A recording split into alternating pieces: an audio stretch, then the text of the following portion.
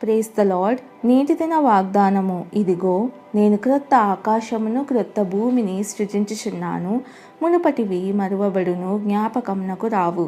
యెషయా గ్రంథము 65వ అధ్యాయము 16, 17 వచనములు. ఇదిగో నేను క్రొత్త ఆకాశమును క్రొత్త భూమిని సృజించుచున్నాను అని దేవుడు వాగ్దానం చేశాడు. దేవుడు పాత ప్రపంచాన్ని మరమ్మత్తు చేయడమే కాకుండా దానిని పూర్తిగా క్రొత్తగా మార్చాలని, మన శిథిలావస్థను తీసుకొని తాజా అందంతో మెరిసే ప్రపంచాన్ని తీర్చిదిద్దాలని యోచిస్తున్నాడు.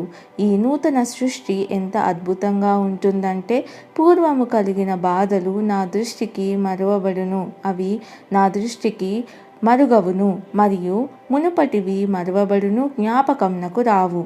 ఈ నూతన సృష్టితో దేవుడు మన పొరపాట్లను కప్పిపుచ్చడానికి కొనసాగడు, కానీ తన సృజనాత్మక శక్తిని, అంటే వికారమైన విషయాలు అందంగా మారి మరియు చనిపోయిన వస్తువులు నూతన శ్వాస పీల్చుకునేలా తన శక్తిని బయటపెడతాడు.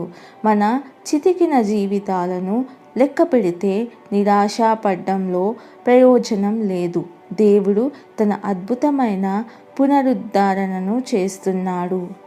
ప్రార్థన. ప్రియమైన దేవా, దయచేసి నన్ను పునరుద్ధరించండి మరియు ఈ ప్రపంచాన్ని క్రొత్తగా చేయండి.